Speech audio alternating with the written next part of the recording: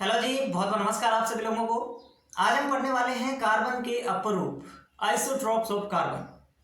ठीक है, तो आइसोट्रोप ऑफ कार्बन जो है, इससे सवाल आपके अक्सर आते रहते हैं, चाहे वो एलडीसी का एग्जाम हो, सीटी हो, अन्य जो भी एग्जाम जिसमें जनरल साइंस पूछी जाती हैं, ये एक टॉपिक पूछा ही जाता है। और इस टॉपिक में आपको मैं जितना पढ़ाऊँ उसको अगर आपने ध्यान से पढ़ लिया, ध्यान से समझ लिया और दिमाग में सेट कर लिया, तो आप निश्चिंत हो सकते हैं कि आपका सवाल एक भी नहीं छूटेगा, वो चाहे कोई सा भी एग्जाम। ठीक है, इसकी गारंटी मैं देता हूं। तो बस आपको करना क्या है, ध्यान से सुनना है, समझना है। ज्यादा टाइम मैं नहीं लूंगा, बहुत ही कम समय के अंदर आपको बहुत ही क्वालिटी कंटेंट दूंगा। ये आप खुद जब क्लास पूरी करोगे तो आप खुद मुझे कमेंट सेक्शन में बताएंगे। और अगर आप इस चैनल पर नए हैं तो एक बार सब्सक्राइब कर सकते हैं, ये आपकी मर्जी है। ठीक है, चलिए सबसे पहले कार्बन के अपरूप में आपको पढ़ाऊं उससे पहले कार्बन के बारे में बेसिक जानकारी मैं देना चाहूंगा, क्योंकि वो बहुत इंपॉर्टेंट हो जाती है। तो सबसे पहले हम बात करेंगे कार्बन की। देखो, कार्बन जो है ये एक अधातु है। क्या है? एक अधातु है। अगर किसी ने मेरा धातु और अधातु वाला टॉपिक नहीं पढ़ा है तो वो भी आप जाके पढ़ सकते हैं। ठीक है, प्लेलिस्ट बनी हुई है, आप जनरल साइंस की वहां से देख सकते हैं। तो कार्बन एक अधातु है और कार्बन जो है इसको डिनोट करते हैं सी से, है ना। कार्बन जो है इसको सी से डिनोट करते हैं। अब इसका जो परमाणु क्रमांक है कार्बन का वो कितना है? इसका परमाणु क्रमांक है 6। परमाणु क्रमांक का मतलब है हमने तत्वों को आवर्त सारणी में एक सही तरीके से व्यवस्थित किया है, तो उसमें कार्बन 6ठे नंबर पर स्थित है। जब आप आवर्त सारणी देखेंगे तो 6ठे नंबर पे आपको कार्बन मिलेगा। ठीक है, तो इसका परमाणु क्रमांक क्या हो गया? 6 हो गया। अब एक चीज ध्यान रखना, कोई भी तत्व है उसका जो परमाणु क्रमांक होता है वही उसके अंदर इलेक्ट्रॉनों की संख्या होती है और वही उसमें प्रोटॉनों की संख्या होती है। तो यहाँ पे मैं अगर ये कहूँ कि कार्बन में परमाणु क्रमांक अगर 6 है तो इलेक्ट्रॉन और प्रोटॉनों की संख्या भी 6 होगी। तो कोई दिक्कत नहीं। तो यहाँ पे मैं लिख देता हूं नंबर ऑफ इलेक्ट्रॉन्स 6 है और नंबर ऑफ प्रोटॉन्स भी कितने हैं? 6। नंबर ऑफ प्रोटॉन्स भी कितनी है? 6। ये चीज कंफ्यूजन होने की जरूरत नहीं है। परमाणु क्रमांक अगर 6 है तो कोई भी तत्व का जितना परमाणु क्रमांक होता है वही उसके अंदर इलेक्ट्रॉन और प्रोटॉन की संख्या होती है। ठीक, अब देखो, परमाणु क्रमांक अगर 6 है तो इसका परमाणु भार कितना होगा? तो जस्ट डबल इसका परमाणु भार होता है 12। और परमाणु भार को एक दूसरा नाम हम देते हैं द्रव्यमान संख्या। तो इसमें आपको कंफ्यूज नहीं होना है, द्रव्यमान संख्या कहूं या परमाणु भार कहूं एक ही बात है। तो ये इस परमाणु क्रमांक का जस्ट डबल होता है परमाणु भार, यानी कि 12। अब यहाँ पे एक चीज देखो, इसको डिनोट कैसे करते हैं? ये है कार्बन, इसके नीचे लिखते हैं यहाँ पे 6 और इसके ऊपर लिखते हैं यहाँ पे 12। तो यहाँ पे आपको ये समझ आ गया कि यहाँ ऐसा कुछ भी कोई तत्व पे लिखा है तो इसका मतलब नीचे जो संख्या लिखी है वो उसका परमाणु क्रमांक है, ऊपर जो संख्या लिखी हुई है वो उसका परमाणु भार है। समझ गए मेरी बात को? तो ये आपको समझ आ गया। अब एक चीज बताइए कि सर आपने न्यूट्रॉन की संख्या तो बताई नहीं, नंबर ऑफ न्यूट्रॉन्स ये कितने होते हैं? तो न्यूट्रॉन्स की संख्या निकालने के लिए हम क्या करते हैं? परमाणु भार में से परमाणु क्रमांक निकालते हैं। परमाणु भार जो है उसमें से परमाणु क्रमांक अगर आप निकालेंगे तो यहाँ पे क्या आ जाएगा? आपका न्यूट्रॉन आ जाएगा। तो उसके भी नंबर कितना आ रहा है? 6 आ रहा है। तो अब आप कहेंगे सर आपने इलेक्ट्रॉन और प्रोटॉन का तो ये कह दिया कि जितना परमाणु क्रमांक उतना है, तो ये भी तो उतना ही आ रहा है, तो इसलिए आप इसमें भी तो ये कह सकते हैं। तो ये मैं कह सकता हूँ, ज्यादातर तत्वों में ऐसा हो सकता है, लेकिन यहाँ पे ये कंसेप्ट गलत हो जाएगा ये कहना, क्योंकि कुछ तत्वों का परमाणु भार जस्ट डबल नहीं होता है। जैसे कि आपने क्लोरीन का 35.5 होता है, तो वहां पे वो सेम नहीं हो जाएगा। ठीक है, तो वहां पे इसलिए मैंने न्यूट्रॉन की संख्या को आपसे अलग करके बताया कि जो परमाणु भार है उसमें से परमाणु क्रमांक आप माइनस करेंगे तो इलेक्ट्रॉन की संख्या आ जाएगी, सॉरी न्यूट्रॉन की संख्या आ जाएगी। ये थी बेसिक जानकारी किसके बारे में? कार्बन के बारे में, जो आपको जाननी जरूरी थी। अब देखिए कार्बन का इलेक्ट्रॉनिक विन्यास क्या होता है। देखो, कार्बन अगर 6 नंबर पे है तो इसका जो इलेक्ट्रॉनिक विन्यास होगा, इलेक्ट्रॉनिक विन्यास वो होता है 2,4। क्या होता है? 2,4। अब ये कुछ लोगों को समझ में नहीं आएगा 2,4 का मतलब क्या होता है। तो जो कक्षा होती है, पहली कक्षा में 2 इलेक्ट्रॉन भरे जाते हैं, उसके बाद 8 इलेक्ट्रॉन भरे जाते हैं। तो इसके पास तो 6 इलेक्ट्रॉन है, तो 2 इलेक्ट्रॉन तो इस कक्षा में भर दिए, अब बाकी 8 इलेक्ट्रॉन भरने हैं, लेकिन हमारे पास इलेक्ट्रॉन बचे कितने हैं? 4 ही बचे हैं, तो मैं 4 ही भरूंगा, है ना। तो इसलिए इसका इलेक्ट्रॉनिक विन्यास हो जाता है 2,4। और अगर इसका इलेक्ट्रॉनिक विन्यास 2,4 है तो इसके अंदर कम इलेक्ट्रॉन कितने पड़ रहे हैं? 4, इसको पूरा करने में। तो इसकी संयोजकता कितनी हो जाती है? 4। कार्बन की संयोजकता कितनी हो जाती है? 4 हो जाती है। क्यों हो गई 4? क्योंकि बाह्य कक्षक को पूरा फिल करने के लिए हमें 4 इलेक्ट्रॉन और चाहिए, है ना। तो ये 4 इलेक्ट्रॉन इसको और चाहिए, तब इसकी संयोजकता हो जाती है 4। ठीक है, अब यहाँ पे ये इलेक्ट्रॉनिक विन्यास कभी पूछा जाता है, कभी इसका इलेक्ट्रॉनिक विन्यास ऐसे लिख देते हैं 2s2 2 1s2 2s2 और 2p2। कितने इलेक्ट्रॉन हो गए? 2 2 2, यानी कि 6 इलेक्ट्रॉन हो गए टोटल। तो ऐसा भी लिखा जा सकता है। ठीक है, तो ये आपको ध्यान में रखना है। कार्बन की बेसिक जानकारी, हर एक जहां से सवाल बनता है वो सब कुछ आपको बता, इसको आप नोट करिए। फिर हम हमारे टॉपिक पे आते हैं, कार्बन के अपर रूप। ठीक है, इसको मैं मिटा सकता हूं अगर आपने स्क्रीनशॉट ले लिया है तो। चलिए, अब हम आते हैं कार्बन के अपर रूप। क्या होते हैं कार्बन के अपर रूप? लेकिन उससे पहले अपर रूप कहते किसे हैं, परिभाषा हम समझेंगे कि अपर रूप होता क्या है। अपर रूप यानी कि आइसोट्रोप कहते किसे हैं? तो ध्यान से सुनना, कोई भी तत्व है, एक ही तत्व के ऐसे रूप जिनके रासायनिक गुण तो समान होते हैं लेकिन उसके भौतिक गुण जो है वो अलग अलग होते हैं। एक बार फिर से सुनेंगे, एक ही तत्व के भिन्न भिन्न रूप, एक ही तत्व के अलग अलग रूप जिनके रासायनिक गुण समान लेकिन भौतिक गुण अलग अलग होते हैं, उसे हम नाम देते हैं अपर रूप। एक बार मैं परिभाषा लिख देता हूं, आपको और भी समझ में आएगा। एक ही तत्व के, ध्यान रखना, अपर रूप जो है वो एक ही तत्व के होते हैं। अब यहाँ पे अपर रूप के अलावा बहुत सारी चीजें और होती है, इसलिए कंफ्यूज नहीं होना है। आपको जो मैं लिखा रहा हूं, एक ही तत्व के भिन्न भिन्न रूप जिनके रासायनिक गुण समान लेकिन भौतिक गुण जो होते हैं, फिजिकल प्रॉपर्टीज, वो भिन्न भिन्न होते हैं। ये अपर रूप की एक बेहतरीन परिभाषा है, एक ही तत्व के भिन्न भिन्न रूप। जैसे कि हम यहाँ पे कार्बन पढ़ रहे हैं, तो कार्बन के अपर रूप है, तो तत्व तो कितना हो, एक ही है ना कार्बन, उसके भिन्न भिन्न रूप है, हीरा है, ग्रेफाइट है, तो वो कार्बन के भिन्न भिन्न रूप है ना। तो ये जो है वो अपर रूप कहलाते हैं। यहाँ पे ये चीज बिल्कुल आपको करेक्ट ध्यान में रखना है, भौतिक गुण भिन्न भिन्न होंगे, रासायनिक गुण यहाँ पे समान मिलेंगे। ठीक है, अब देखिए कार्बन के जो अपर रूप है, इसको मैं 2 भागों में बांटूंगा। कार्बन के अपर रूप, इसको मैं 2 भागों में बांटूंगा। कौन से? एक तो कार्बन के वो अपर रूप है जो क्रिस्टलीय रूप में पाए जाते हैं, क्रिस्टलीय, और एक वो है जो अक्रिस्टलीय रूप में पाया जाता है। एक वो है जो अक्रिस्टलीय रूप में पाया जाता है, एक क्रिस्टलीय रूप और एक अक्रिस्टलीय रूप।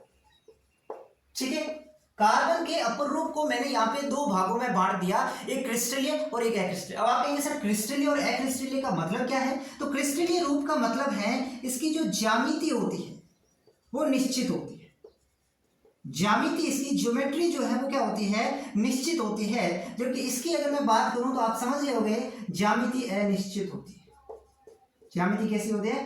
अनिश्चित होती है। ये इन दोनों का मतलब है। तो अब देखिए क्रिस्टलीय रूप के अपरूप कौन कौन से हैं, इसमें आपको एग्जाम्पल के तौर पे ध्यान में रखना है, हीरा, ग्रेफाइट, फुलरिन, हीरा, ग्रेफाइट और फुलरिन, ये 3 सबसे इंपॉर्टेंट है जो सबको याद होने ही चाहिए। हीरा, ग्रेफाइट और फुलरिन, ये कार्बन के अपर रूप हैं, क्रिस्टलीय अपर रूप है। ठीक है, लेकिन इसके अलावा 2 नाम और मैं यहाँ पे लिखना चाहूंगा जो आप याद रखना चाहो तो रख सकते हैं। एक होता है ग्रेफीन और एक होता है CNT। CNT का मतलब है कार्बन नैनोट्यूब, कार्बन नैनोट्यूब। तो टोटल 5 नाम मैंने यहाँ पे लिखे हैं, जिसमें से 3 हीरा, ग्रेफाइट और फुलरिन, ये आपको याद होने ही चाहिए। और इसके बारे में अभी हम एक एक करके बहुत विस्तार से भी पढ़ने वाले हैं। लेकिन उसके अलावा ग्रेफीन और CNT यानी कि कार्बन नैनोट्यूब, ये भी कार्बन के क्रिस्टलीय अपर रूप हैं।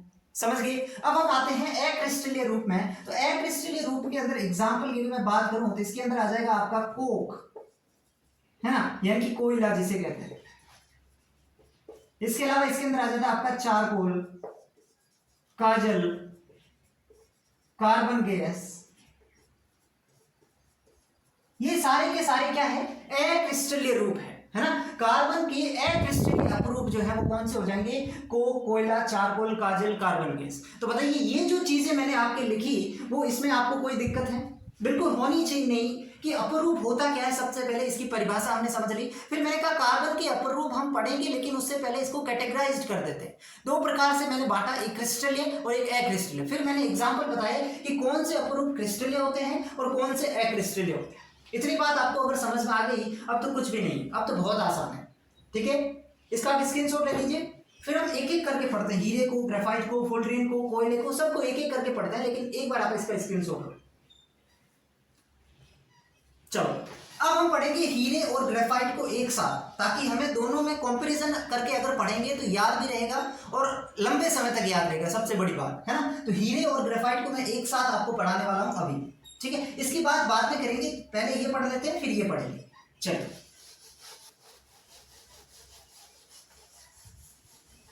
मैंने कहा मैं आपको अभी पढ़ाऊंगा एक तो हीरा जिसको कहते हैं डायमंड, और एक चीज मैं यहां पे पढ़ाऊंगा आपको ग्रेफाइट। दोनों ही कार्बन के अपरूप हैं, बिल्कुल अपरूप। सबसे पहले हम बात करेंगे हीरे की और उसके बाद साथ ही साथ ग्रेफाइट।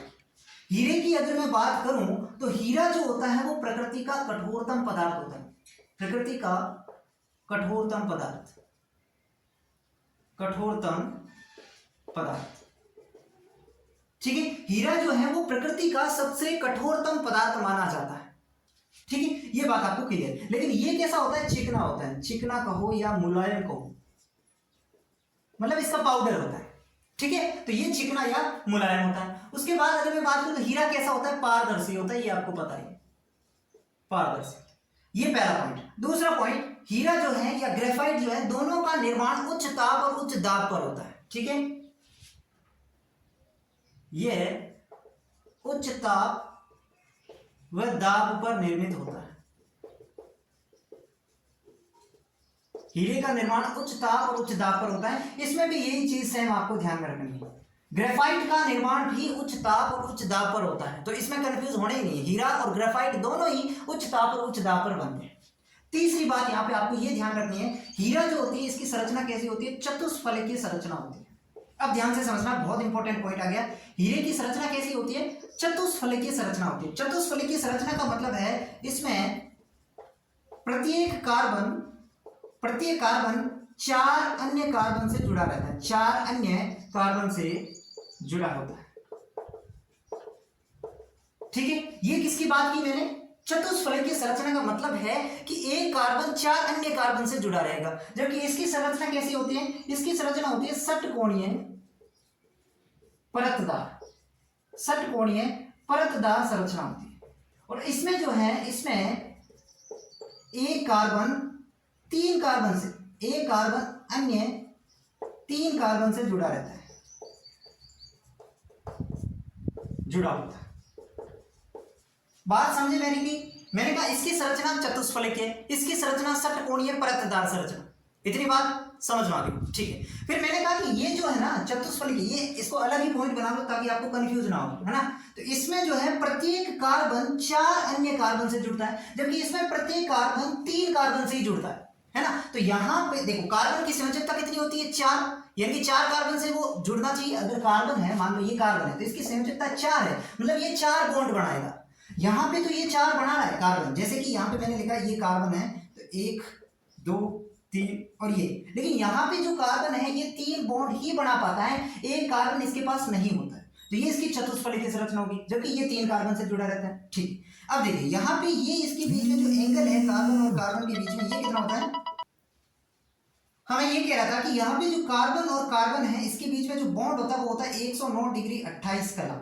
और यहाँ पे कार्बन और कार्बन के बीच की जो लेंथ है वो कितनी होती है, 1.54 एंगस्ट्रम। ठीक है, कभी कभी इसको पिकोमीटर में देते हैं तो 154 पिकोमीटर, है ना। ये इनके बीच की डिस्टेंस है। यहाँ पे अगर मैं इसकी डिस्टेंस की बात करूं, ये कार्बन और कार्बन के बीच की, ये कितनी होती है, 3.40 एंगस्ट्रम। ठीक है, समझ गए मेरी बात को। कार्बन और कार्बन, दो कार्बन के मध्य की दूरी कितनी होती है, तो हीरे में तो 1.54 एंगस्ट्रम और इसके अंदर 3.40 एंगस्ट्रम। ये मैंने इसकी संरचना बनाई है। तो ये चार कार्बन से जुड़ा हुआ है, ये तीन कार्बन से जुड़ा हुआ है। अब यहाँ पे अगर तीन कार्बन से जुड़ा हुआ है तो प्रत्येक कार्बन पर एक इलेक्ट्रॉन क्या रहता है, प्रत्येक कार्बन पर एक इलेक्ट्रॉन मुक्त होता है, एक इलेक्ट्रॉन मुक्त होता है। और इसी कारण ग्रेफाइट जो होता है, ग्रेफाइट ये विद्युत का चालक होता है, ग्रेफाइट विद्युत का चालक होता है, विद्युत का चालक होता है। लेकिन यहाँ पे कोई भी इलेक्ट्रॉन मुक्त नहीं होता है, यहाँ पे कोई भी इलेक्ट्रॉन मुक्त नहीं है। इसलिए हीरा जो है इसलिए हीरा विद्युत व ऊष्मा का कुचालक होता है। विद्युत और ऊष्मा का क्या होता है? कुचालक होता है। यहां पे ये कंफ्यूज नहीं होना, ये सिर्फ और सिर्फ विद्युत का चालक होता है, ऊष्मा का तो क्या ही होता है? कुचालक होता है। समझ गए मेरी बात को?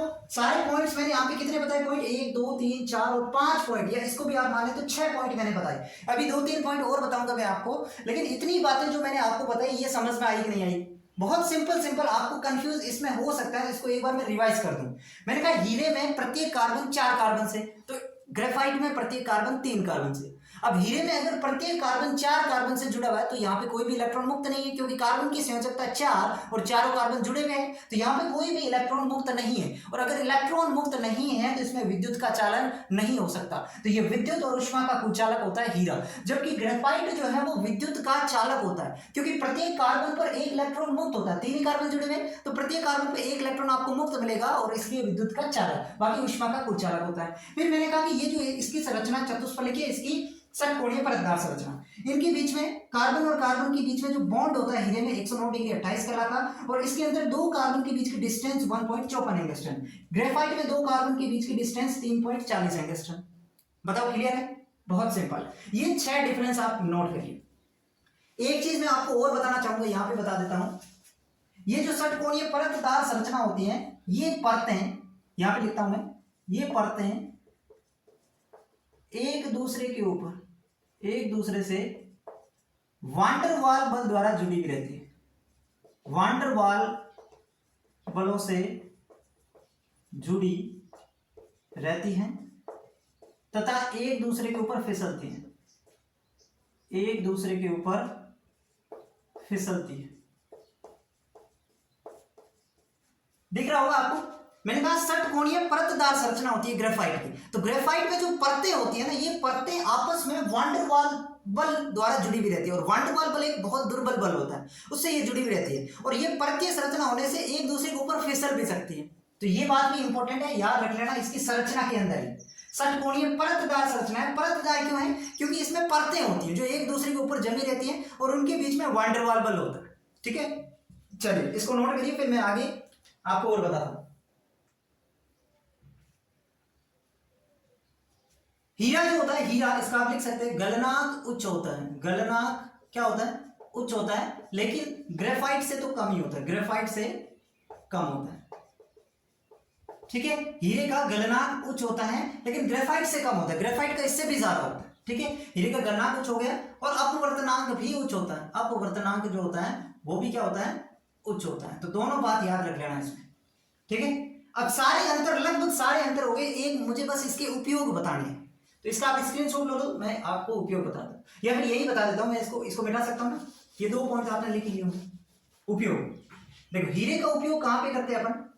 हीरे का उपयोग या तो कोई आभूषण बनाने में इसका प्रयोग करते हैं, है ना, या तो कोई आभूषण बनाते हैं तो उसमें हीरे जुड़े हुए रहते हैं, हीरे जड़े रहते हैं ना, कहते हैं ना हीरे जड़ा हुआ आभूषण। और एक आप इसका प्रयोग कांच काटने में करते हैं, इतना कठोर होता है ना, कांच काटने में भी इसका प्रयोग किया जा सकता है। ग्रेफाइट जो होता है ना, इसका प्रयोग एक तो आप करते हैं इलेक्ट्रोड्स बनाने में, है ना, इलेक्ट्रोड्स बनाते हैं इसके। एक इसका उपयोग आप करते हैं शुष्क स्नेहक के रूप में, शुष्क स्नेहक के रूप में। शुष्क स्नेहक, इसका मतलब क्या हुआ? इसका मतलब यह हुआ ड्राई लुब्रिकेंट। जैसे कि ग्रीस है, ग्रीस क्या है? एक लुब्रिकेंट का काम करता है, लेकिन ये शुष्क स्नेहक, इसका पाउडर होता है, पाउडर, इसलिए इसे शुष्क बोला जाता है। तो इसका प्रयोग लुब्रिकेंट के रूप में करते हैं, शुष्क स्नेहक के रूप में करते हैं। ठीक है, तो ये हो गया, ये इसके ग्रेफाइट के उपयोग। हाँ, लेड पेंसिल बनाते हैं तो उसमें भी ग्रेफाइट होता है। लेड पेंसिल बनाने में, लेड पेंसिल बनाने में भी इसका प्रयोग किया जाता है। ठीक है, तो ये ऑल ओवर आपके हीरे और ग्रेफाइट के अंदर जितनी भी चीजें आपको जाननी थी A to Z मैंने आपको बता दी। सवाल इससे बाहर बन ही नहीं सकता, और इससे ज्यादा कोई पढ़ाता भी नहीं। आप देख लेना, यूट्यूब पे जाके सर्च मार लेना, और अगर आपको हीरे और ग्रेफाइट में इससे ज्यादा कोई कहीं पे अंतर मिल जाए जनरल साइंस में, तो फिर आप आके बता देना।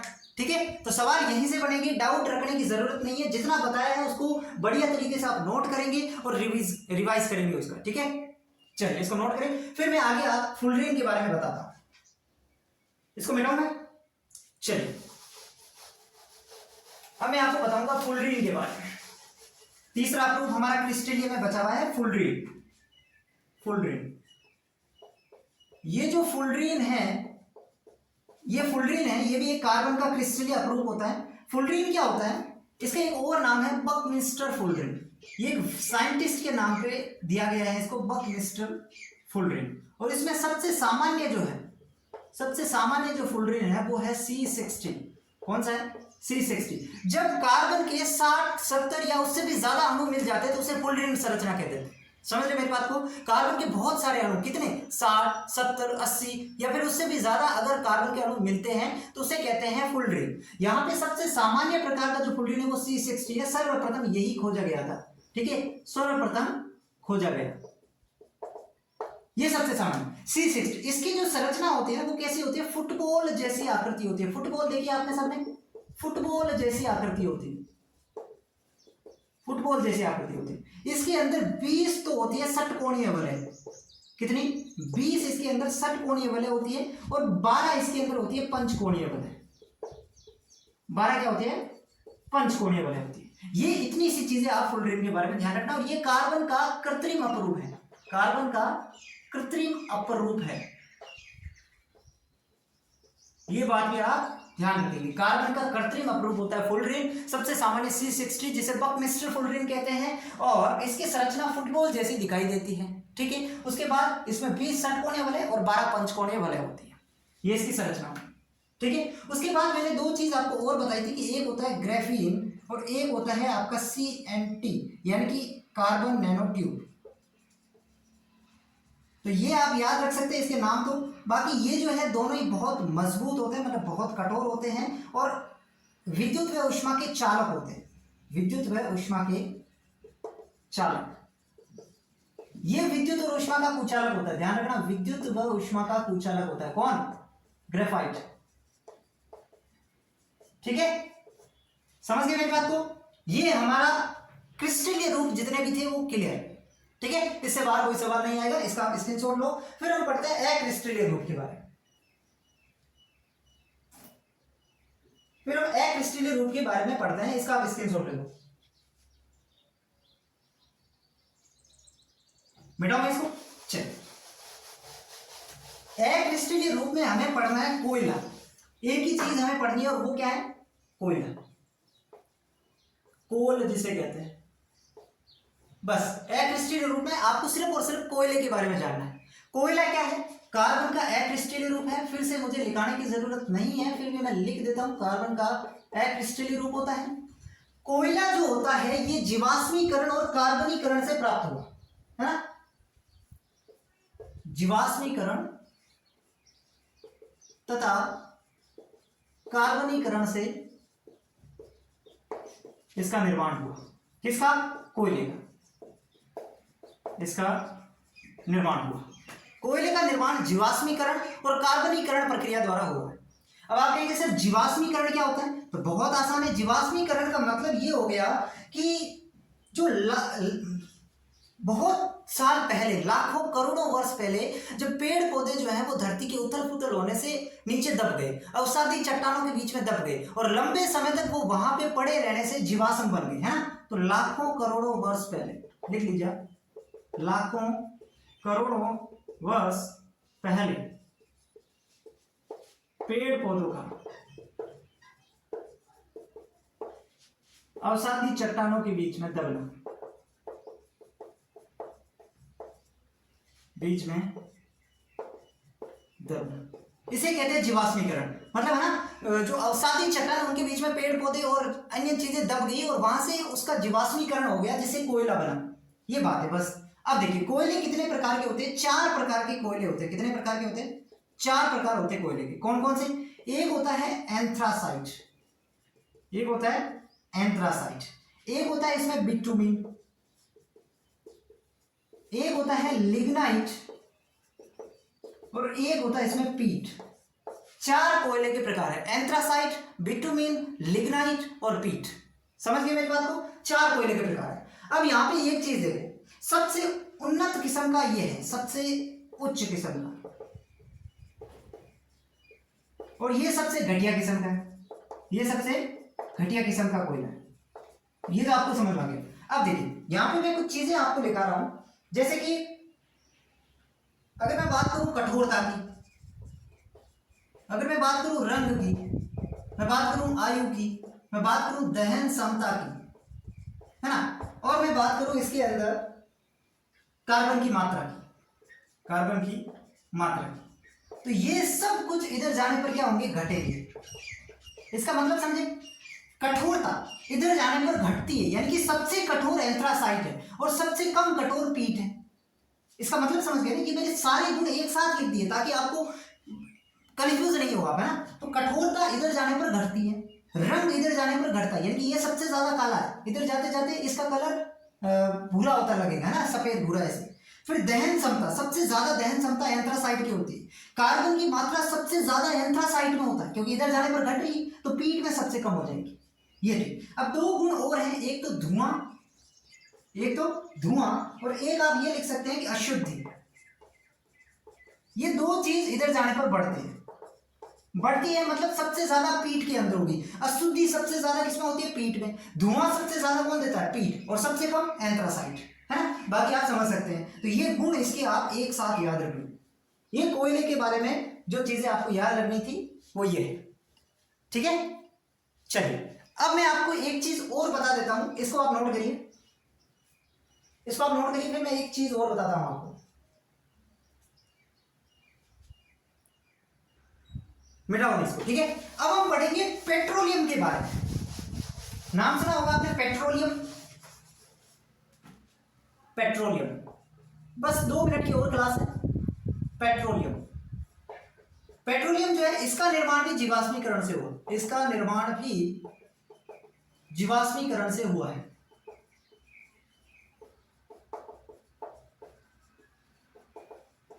ना। जितनी भी पेट्रोलियम है, जैसे कि पेट्रोल, डीजल, है ना, एलपीजी, तो वो पेट्रोलियम जो भी है वो आपकी धरती के नीचे जो है वही जीवाश्मीकरण, यानी कि पेड़ पौधों के दबने से इसका निर्माण हुआ है। तो जीवाश्मीकरण से इसका निर्माण, कोयले का भी जीवाश्मीकरण से, पेट्रोलियम का निर्माण भी जीवाश्मीकरण से। पेट्रोलियम क्या होते हैं, ये हाइड्रोकार्बन के जटिल मिश्रण होते हैं। किसके, हाइड्रोकार्बन के। अब आपको समझ में नहीं आ रहा होगा हाइड्रोकार्बन क्या होता है, तो नेक्स्ट जो मेरा वीडियो आएगा वो हाइड्रोकार्बन पे ही आएगा, है ना। तो उसमें हम हाइड्रोकार्बन को बहुत डिटेल से पढ़ने वाले, लेकिन अभी के लिए इतना समझ लो कि पेट्रोलियम जो है वो हाइड्रोकार्बन के जटिल मिश्रण होते हैं। क्या होते हैं, जटिल मिश्रण होते हैं, ठीक है। 2 पॉइंट। तीसरा पॉइंट आप ये ध्यान में रखेंगे यहाँ पे कि जो पेट्रोलियम है, पेट्रोलियम जो है उससे सबसे पहले जो हम जमीन से प्राप्त करते हैं वो होता है क्रूड ऑयल। वो क्या होता है, क्रूड ऑयल। सीधा ही पेट्रोल और डीजल नहीं प्राप्त होता है, जो हमें जमीन से जो तेल प्राप्त होता है उसे हम क्रूड ऑयल कहते हैं, क्रूड तेल कहते हैं। तो क्रूड ऑयल जो है, क्रूड ऑयल के प्रभाजी आसवन विधि द्वारा, क्रूड ऑयल को प्रभाजी आसवन विधि से, ऐसे लिखिए, क्रूड ऑयल से प्रभाजी आसवन विधि द्वारा पेट्रोलियम के विभिन्न घटकों का पृथक्करण, विभिन्न घटकों का पृथक्करण रिफाइनिंग कहलाता है, रिफाइनिंग कहलाता है।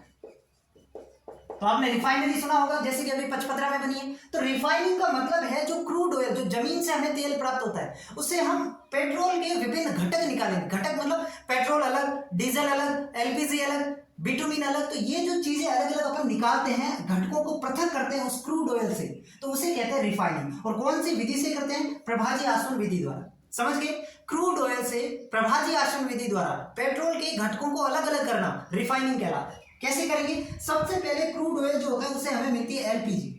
सबसे पहले क्या मिलती है, एलपीजी। इसके बाद मैं अभी करूंगा आपको, लेकिन सबसे पहले हमें मिलता है एलपीजी। एलपीजी यानी कि लिक्विड पेट्रोलियम गैस। उसके बाद हमें मिलता है पेट्रोल। पेट्रोल को गैसोलीन के नाम से भी जाना जाता है, कंफ्यूज नहीं होना है, पेट्रोल। उसके बाद में हमें मिलता है केरोसिन, जिसे मिट्टी का तेल कहा जाता है। उसके बाद में हमें मिलता है डीजल। डीजल की स्पेलिंग क्या होती है मुझे नहीं पता, जैसे कि लिख लो डीजल। डीजल के बाद में सबसे लास्ट में आपको मिलता है बिटुमिन, जिसको डामर कहते हैं, जो सड़क बनाने में यूज करते हैं ना, तो वो सबसे लास्ट में मिलता है। तो जो क्रूड ऑयल है उसके अंदर हम रिफाइनिंग करेंगे तो सबसे पहले हम उसमें से एलपीजी निकालेंगे, फिर बाकी जो बचा उसमें से पेट्रोल, है ना, जिसे गैसोलीन भी कहते हैं। उसके बाद हमें मिलेगा केरोसिन, फिर डीजल, और सबसे लास्ट में बिटुमिन। समझ गए मेरी बात को। तो इस तरीके से हम अलग अलग घटकों को पृथक करते हैं पेट्रोलियम की। ये याद रख लेना। अब हम जान लेते हैं एलपीजी क्या होती है। एलपीजी इसको कहते हैं लिक्विड पेट्रोलियम गैस, यानी कि तरल petroleum gas. Liquid petroleum gas, इसको हिंदी में कहेंगे तरल पेट्रोलियम गैस, ऐसे कह सकते हैं, तरल पेट्रोलियम गैस, एलपीजी। अब ये जो एलपीजी है इसका प्रयोग किसमें कब करते हैं? अपन घरों में करते हैं, घरों में ईंधन के रूप में करते हैं। एलपीजी सिलेंडर होते हैं आपके सबके घरों में, एलपीजी। अब एक चीज ध्यान रखना, एलपीजी जो है इसके अंदर जो एलपीजी का मुख्य घटक क्या होता है? एलपीजी का जो मुख्य घटक होता है वो होता है इसके अंदर ब्यूटेन। क्या होता है? Sorry, propane. मुख्य घटक इसका है प्रोपेन। इसके अलावा इसमें ब्यूटेन भी मिलता है, इसके अलावा इसमें आइसोब्यूटेन भी मिलता है। तो तीन चीजें होती है एलपीजी में, एक तो प्रोपेन, एक ब्यूटेन और एक आइसोब्यूटेन। लेकिन जो मुख्य घटक है वो क्या है? प्रोपेन है एलपीजी का। अब देखो एलपीजी जो होती है वो गंधहीन होती है। कैसी होती है? गंधहीन होती है। लेकिन आप कहेंगे सर गंधहीन कैसे हुई? जैसे हमारा सिलेंडर तो थोड़ा भी लीक होता है तो कितनी सारी गैस वहां से निकलती है, कितनी बदबू मारता है। तो यहाँ पे एक्चुअली उसके अंदर क्या मिलाया जाता है? गंध युक्त करने हेतु इसमें मिलाया जाता है एथिल मरकप्टेन। क्या मिलाया जाता है? Ethyl mercaptan. एथिल मरकप्टेन मिलाया जाता है। ये बात समझे आप? मैंने कहा कि जो एलपीजी होती है उसमें कोई गंध नहीं होती है। अपन सिलेंडर को घरों में यूज करते हैं इसलिए वो ब्लास्ट नहीं हो जाए, इसलिए उसमें एक गंध मिलाई जाती है, एक गैस भरी जाती है, एक पदार्थ भरा जाता है इथिल मरकप्टेन। एथिल मरकप्टेन नामक एक पदार्थ भरा जाता है ताकि उसमें गंध आए, ताकि हमको पता चले लीकेज होने पर। ठीक है, तो ये एलपीजी पढ़ लिया। साथ ही साथ हम सीएनजी भी पढ़ लेते हैं। सीएनजी होती है कंप्रेस्ड नेचुरल गैस, है ना, प्राकृतिक संपीड़ित गैस, प्राकृतिक संपीड़ित गैस। ये जो होती है ये भी कैसी होती है? गंधहीन होती है। ठीक है, इसका जो मुख्य घटक होता है, इसका मुख्य घटक होता है CH4। क्या होता है? CH4, यानी कि मेथेन जिसे कहते हैं, ये इसका मुख्य घटक है। लेकिन इसके अलावा भी इसमें और सारी चीजें होती हैं, जैसे कि ब्यूटेन है, इथेन है। ठीक है, तो ये मीथेन हो गया, इसके अलावा इसमें इथेन होता है, इसके अलावा इसमें ब्यूटेन होता है। ठीक है, तो ये तीन चीजें होती है लेकिन मुख्य घटक मेथेन है। तो ये इतनी सी बातें मुझे इसमें बतानी थी। आई होप आपको समझ में आ गया होगा, कुछ भी इससे बाहर नहीं जाने वाला। अगर आप जो बताया है उसको भी ध्यान से पढ़ लोगे तो लगभग आपको मैंने बहुत ही कम समय में ये आपको चीजें बताई है।